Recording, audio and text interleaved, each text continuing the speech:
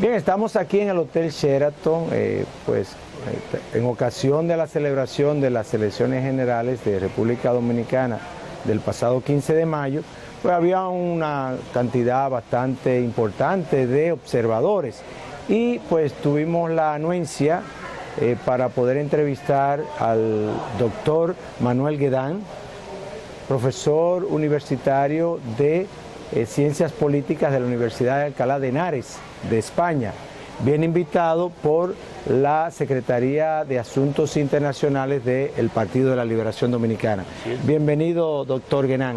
Muchas gracias. Y gracias por acceder a nuestra entrevista. Muy feliz de las dos cosas, de encontrarme en República Dominicana y de participar en su programa. Bien, doctor Guedán, salta a la vista la primera pregunta que tal vez valdría la pena hacer es: ¿qué le ha parecido el proceso electoral de República Dominicana como observador y como una persona independiente que viene a ver un proceso que lo ve como a veces no nos vemos nosotros, desde fuera? Y eso ayuda mucho a que nos vean de fuera. Y no queremos dejar pasar la oportunidad para tener la opinión de un experto como usted en asuntos de ciencias políticas sobre el proceso electoral dominicano y sobre el proceso político. ¿Qué le ha parecido en esta experiencia que ha tenido? Pues sí, mire, sinceramente yo creo que pueden estar ustedes orgullosos de su sistema político y del proceso electoral que forma parte de él. Por supuesto, es mejorable como toda obra humana, por supuesto que tiene fallos y que estas cosas se construyen en el tiempo, con décadas. Pero yo creo que pueden estar ustedes orgullosos. Lo que yo vi ayer, que me tocó, estuve en Santiago, en la ciudad de Santiago de los Caballeros, pero he podido conversar con el resto de los colegas que han venido como observadores internacionales del resto de América Latina, de todos los países de América Latina, pues todos hemos sacado una opinión muy favorable de los organizadores de la actividad electoral, de la gente que estaba en las mesas, del presidente o presidenta, de los vocales y de los observadores de los partidos. Era gente bastante instruida y volcada en su tarea. Hemos sacado una opinión muy favorable de los recintos electorales, que eran muy dignos, de los policías electorales, que estaban muy entregados a que aquello funcionara perfectamente. Hemos salido también muy bien impresionados de los ciudadanos, de la participación de los ciudadanos, del civismo, de las ganas que tenían de votar y que lo hacían con ilusión y con esa gracia que tienen ustedes en esta tierra, en el Caribe, ¿no? Con simpatía y con afecto, y cuando nos veían extranjeros que veníamos aquí a verlo, pues nos mostraban su afecto, ¿no? De manera que yo creo que tienen razones para sentirse ustedes orgullosos. Y lo repito porque, ojo, que los latinos somos muy masoquistas, los españoles sí, también. Somos muy críticos con nosotros otros mismos. Tienen menos que lucir y lo enaltecen. Saben. Y nosotros nos damos latigazos y nos flagelamos y tal. Así que no, estén ustedes contentos. Nos concentramos en lo que está mal. Sí. Lo cual no es malo, pero todo en exceso hace daño, ¿no? Pues sí. Tienen ustedes, habrá habido fallos, habrá habido errores, como en toda obra humana. Claro. Pero realmente ha sido un acto electoral modélico. ¿Cómo lo ve usted comparado con, porque usted tiene una cosmovisión, ¿no?, de América Latina, conoce muchas experiencias? ¿Cómo ve, vamos a decir, si lo vemos del punto en perspectiva de desarrollo, cómo usted ve el proceso dominicano y hacia dónde usted cree que pudiéramos encontrar oportunidades de mejora? Mire, viéndolo, como usted dice, en un punto de vista global, la democracia, el sistema democrático que conocemos con la división tradicional de poderes, corre el riesgo de morir de éxito. Sí. Porque se ha generalizado y ya lo vemos casi como cotidiano. Usamos la democracia, los partidos políticos, las instituciones, los tribunales de justicia, los parlamentos, y ya hay una cierta monotonía y desgaste de tanto usarlo, ¿no? Claro. Y claro, la democracia hay que cuidarla, es como las plantas, hay que regarla todos los días y abonarla y mimarla, ¿no? Quiero decir, hay que vigilar para que las instituciones funcionen. Las instituciones tienen que ser realmente productivas, tienen que producir políticas públicas al servicio de los ciudadanos, de vivienda, de educación, de sanidad, de orden público. Ese es el fin de la democracia, servir a los ciudadanos y darles y crear una sociedad habitable y humana y sobre todo para los más desfavorecidos. De manera que si la democracia no se cuida, no se vigila, no se mima, por decirlo de alguna manera, como pueden mimar las madres a los hijos, languidece, se deteriora. Y estamos viviendo un momento de deterioro de la democracia porque a veces los políticos la usan de mala manera, diríamos, en beneficio propio, se desentienden de que están ahí para servir a los ciudadanos se desentienden también de vigilar y de participar, vigilar y participar, y poco a poco esto va languideciendo, de manera que hay que hacer una llamada de alarma a los ciudadanos para que mantengamos una actitud proactiva de participación democrática, de vigilancia y no de desinteresarnos. Esto que lo arreglen los políticos. No, mire usted, estamos hablando de cosas muy serias, estamos hablando de la educación, estamos hablando de la sanidad, del orden público, de las infraestructuras de un país. Mire de la seguridad. De la seguridad, mire, eso nos interesa a todos los ciudadanos, cada uno en la medida de sus posibilidades.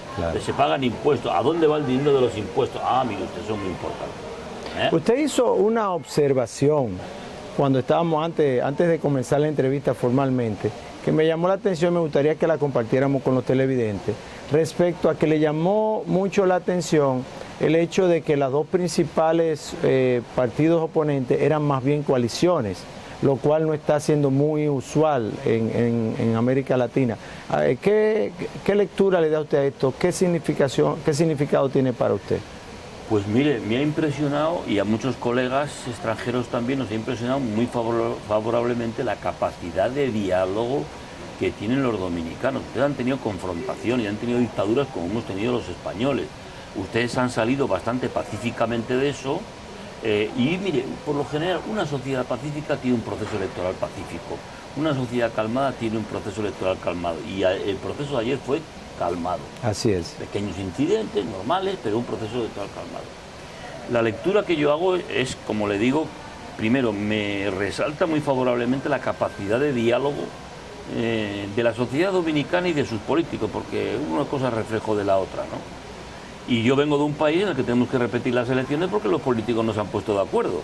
En España tuvimos elecciones el 20 de diciembre, salió los ciudadanos repartieron mucho los votos porque estaban ya cansados de los dos grandes partidos, han repartido mucho los votos entre cuatro grandes partidos y estos cuatro grandes partidos no han sido capaces de ponerse de acuerdo para gobernar. Y ahora llego aquí y me encuentro con que las dos grandes fuerzas políticas que confrontan, por un lado el PLD y por otro lado el PRM, cada uno va con partidos coaligados, y en el caso del PLD es PLD y PRD, dos partidos que eran tradicionalmente contrincantes y han tenido la capacidad de ponerse de acuerdo, de dialogar, de elaborar una candidatura común para todas las circunscripciones. Y el PRM pues también se ha puesto de acuerdo con el partido balaguerista y con otros grandes partidos. De manera que ha habido dos grandes bloques y luego, evidentemente, pequeñas opciones. Y caramba, cuando uno viene de un país en el que eso no se ha podido hacer, que tenemos que repetir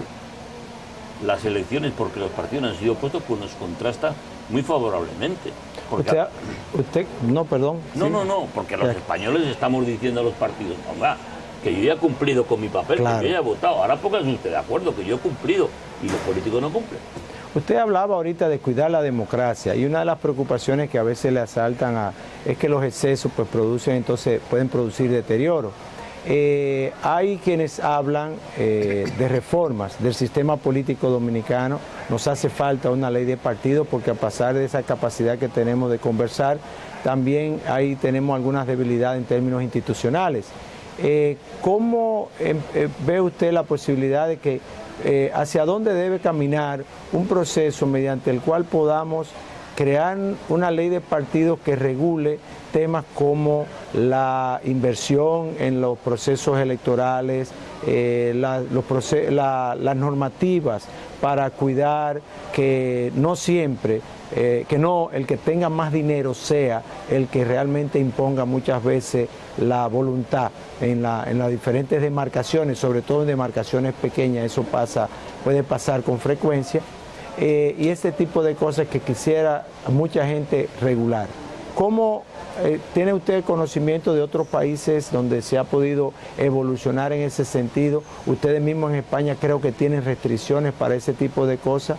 delitos electorales, tal vez imponer penas más fuertes para los delitos electorales y demás? Pues mire, hay una primera cuestión que señalaría y es el coste de las campañas electorales, ¿no?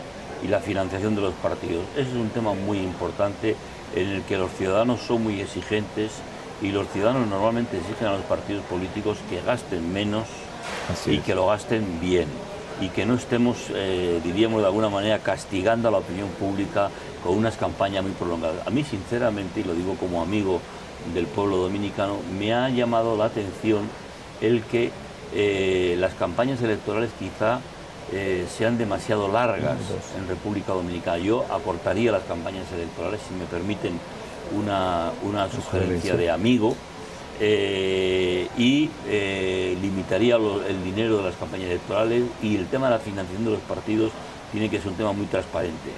En mi país hemos tenido muchos problemas, ahora mismo hay muchos políticos y partidos que están en los tribunales porque no han sido transparentes en la financiación, o sea que, ojo, que aquí no estamos para dar lecciones, y lo digo como observador electoral, esas recetas también hay que aplicarlas a mi país, ojo, y en muchos otros países. Primero, transparencia en la financiación, poco gasto, que por ley se regule la democratización de los partidos, porque los partidos políticos, como una vez se lo dije al presidente Leonel, con el que tengo una vieja amistad y con el que me da gusto hablar de política, porque es un gran intelectual, decía, mira, esto de los partidos políticos es, como dice la vieja copla esa española, de ni contigo ni sin ti tienes mi mal remedio, contigo porque me matas y sin ti porque me muero.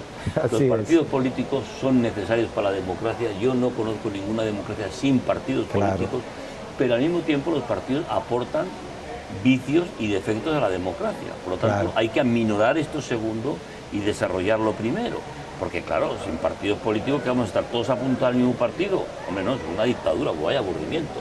No.